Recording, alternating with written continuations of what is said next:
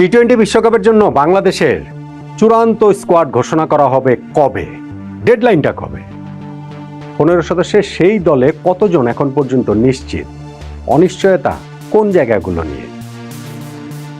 ভারত সবচেয়ে প্রথমে যে টি-20 বিশ্বকাপের চূড়ান্ত স্কোয়াড ঘোষণা করেছে সেইখানটাতে ঈশান কিষানের নামটা সবচেয়ে বড় চমক।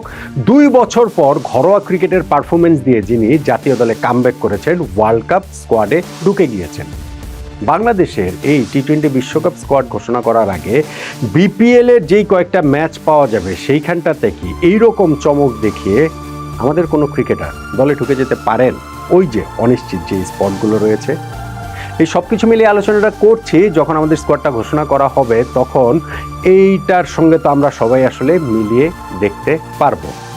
টি-20 বিশ্বকাপ শুরু হবে আগামী বছরের ফেব্রুয়ারি মাসের 7 তারিখ থেকে। স্কোয়াড ঘোষণার ডেডলাইন হচ্ছে গিয়ে তার 1 মাস আগে, অর্থাৎ জানুয়ারি মাসের 8 তারিখে। মানে জানুয়ারিতে 31শে মাস, সেই হিসাবে জানুয়ারি মাসের 8 তারিখে হচ্ছে গিয়ে টি-20 বিশ্বকাপ ঘোষণার ডেডলাইন, শেষ সময়। তবে সেই স্কোয়াড 15 সদস্য স্কোয়াডটা দিতে হবে, সেই স্কোয়াডটা চেঞ্জ করা যাবে ওয়ার্ল্ড কাপ মাঠে করানোর 1 সপ্তাহ আগে পর্যন্তই। অর্থাৎ ফেব্রুয়ারির 7 তারিখে ওয়ার্ল্ড কাপ শুরু হবে, জানুয়ারির 31 তারিখ পর্যন্ত ওই 15 সদস্যের স্কোয়াডটাতে চেঞ্জ করা যাবে। সেই জন্য আইসিসির আলাদা করে ওইটা অনুমোদন বা টেকনিক্যাল কমিটির অনুমোদন লাগবে না, এটা জাস্ট খালি জানিয়ে দিলে হবে। আর এরপরে চেঞ্জ করতে হলে সেই ক্ষেত্রে আইসিসির ওই অনুমোদনের ব্যাপার স্যাপার রয়েছে। তো এই যে জানুয়ারির 8 তারিখের যে ডেডলাইনটা ওয়ার্ল্ড কাপ স্কোয়াড ঘোষণার, আমি দেখছিলাম যে বিপিএল তো আমাদের শুরু হয়ে যাচ্ছে এই 26 তারিখ থেকে ডিসেম্বরের, এবং জানুয়ারির 8 তারিখের মধ্যে সবগুলো দলেরই মোটামুটি 4টা 5টা 6টা, শুধু নোয়াখালী এক্সপ্রেসের আমি দেখছিলাম 4টা ম্যাচ রয়েছে ফিকচারে, বাকি সবগুলো দলগুলোরই হচ্ছে গিয়ে 5টা বা 6টা করে ম্যাচ রয়েছে। ফলে যেই স্পটগুলো অনিশ্চিত, যেই ক্রিকেটাররা অনিশ্চিত, তাদের জন্য বিপিএলের এই ম্যাচগুলো কিন্তু ম্যাটার করে। আপনাদের একটু মনে করিয়ে দেই, চ্যাম্পিয়ন্স ট্রফির জন্য বাংলাদেশের যে স্কোয়াডটা ঘোষণা করেছিল সেখানে লিটন দাসের নাম ছিল না, এবং লিটন যেই দিন স্কোয়াড ঘোষণা করা হয়েছে দুপুরবেলা, তার কয়েক ঘন্টা পরে খেলতে নেমে তিনি সেঞ্চুরি করেছিলেন। মানে এই সেঞ্চুরিটাতে যদি লিটন আগের দিনই করতেন তাহলে কিউ নেভার নো, ওই চূড়ান্ত স্কোয়াডে চ্যাম্পিয়ন্স ট্রফিতেও হয়তো বা লিটন দাস থাকতেন। বাংলাদেশের ক্ষেত্রে তো এইগুলো আসলে খুব করে কাজে লাগে। সো লিটন দাসের ওই একটা ব্যাপার যেটা তিনি সেঞ্চুরিটা একটু আগে করলে হলেও হতে পারতো। আর ঈশান কিষানের যেই ব্যাপারটা সেটা হচ্ছে গিয়ে তিনি ডোমেস্টিকে এত ভালো খেলেছেন যে সিলেকশন প্যানেল তাকে উপেক্ষা করতে পারেনি, বরং শুভমান গিলকে বাদ দিয়ে ভারতের চূড়ান্ত দলটাকে তাকে নিয়ে নেওয়া হয়েছে। ফলে এরকম একটা সুযোগের জায়গা কিন্তু এই যে 4টা 5টা 6টা করে ম্যাচ পাবে, অনিশ্চয়তা যে স্পটগুলো রয়েছে, সেই ক্রিকেটারদের জন্য বাংলাদেশের টি-20 ওয়ার্ল্ড কাপের চূড়ান্ত স্কোয়াডে ঢোকার সুযোগটা কিন্তু থেকে যাচ্ছে। এখন 15 সদস্য স্কোয়াডের মধ্যে নিশ্চিত কতজন? আমার হিসাবে নিশ্চিত হচ্ছে গিয়ে মোরললেস 11 জন। বাকি 4টা স্পটের জন্য লড়াই হবে। কোন 11 জন নিশ্চিত?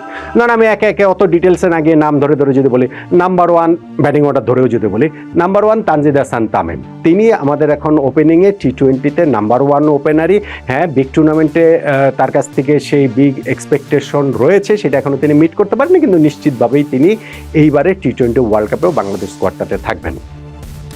নাম্বার 2 পারভেজ হোসেন ইমন, তার সঙ্গী।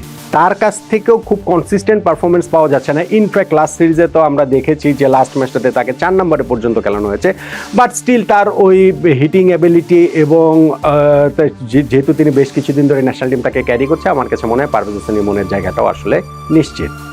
নাম্বার 3 সাইফ হাসান। সাইফ হাসানের ইন্টারন্যাশনাল ক্রিকেটে প্রত্যাবর্তন রয়েছে দুর্দান্ত।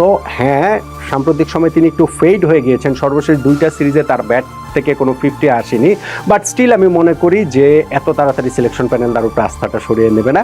ওয়ার্ল্ড কাপ টিমে তার জায়গাটাও টি-20 বিশ্বকাপ টিমে আমি আসলে নিশ্চিত দেখতে পাচ্ছি।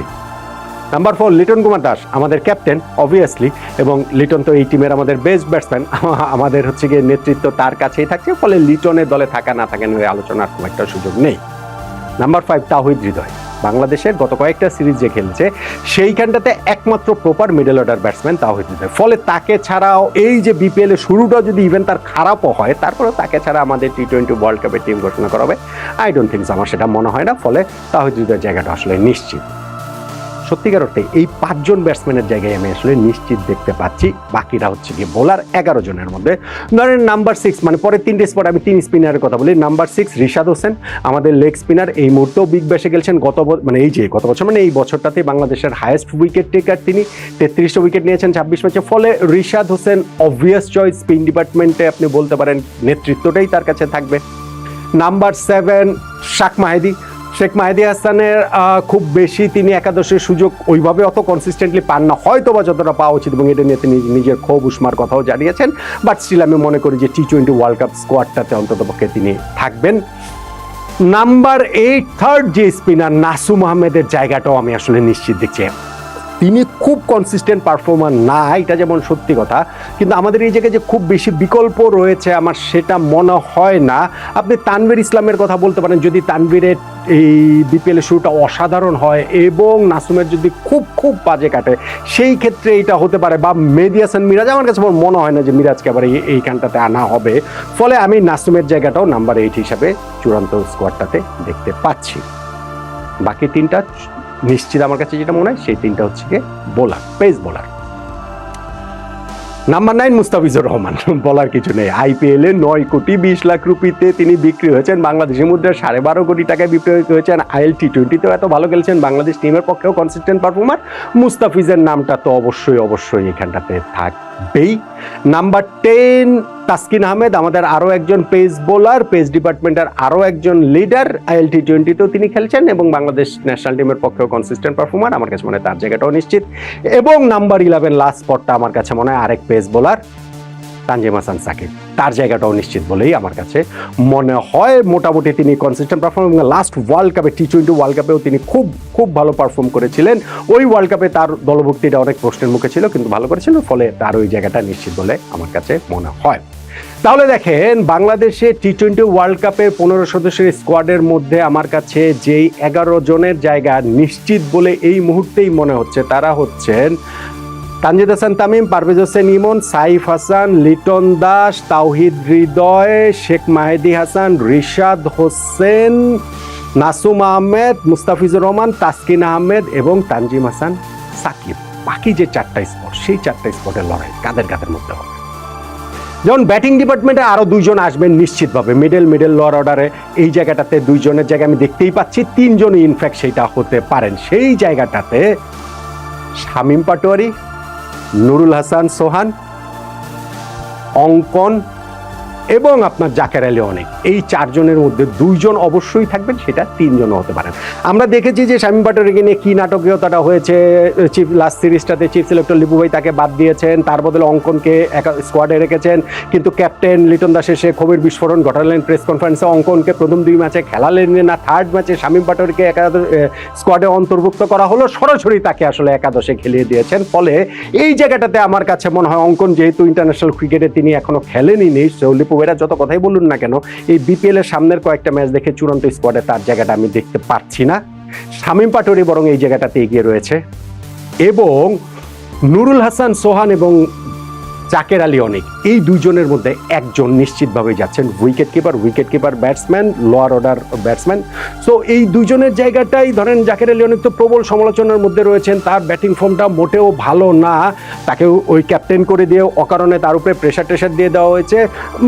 আবার ওইখানটাতে আমাদের নুরুল হাসান সোহানের ব্যাপারটা হচ্ছে কি, ওই সংযুক্ত আরব আমিরাতে ভালো ছিল, কিন্তু দেশের মাটিতে আবার ওইরকম তিনি ভালো করতে পারেননি। এই 2 জনের একজনের থেকে আরেকটা স্পট ব্যাটিং অর্ডারে, মানে 12 নম্বর আমি বললাম যে শামীম পাটোয়ারি, 13 নম্বর হচ্ছে গিয়ে জাকের আলী অনেক কিংবা নুরুল হাসান সোহান, এই 2 জনের একজন থাকবেন বলে আমার কাছে মনে হয়। আপাতত এই 13 পর্যন্ত রাখি। নাম্বার 14 একজন pace bowler, 4th pace bowler অবশ্যই থাকবেন, এবং সেই 4th পেস বোলারের জায়গাটাতে ধরেন শরীফুল ইসলাম, হাসান মাহমুদ, নাহিদ রানা,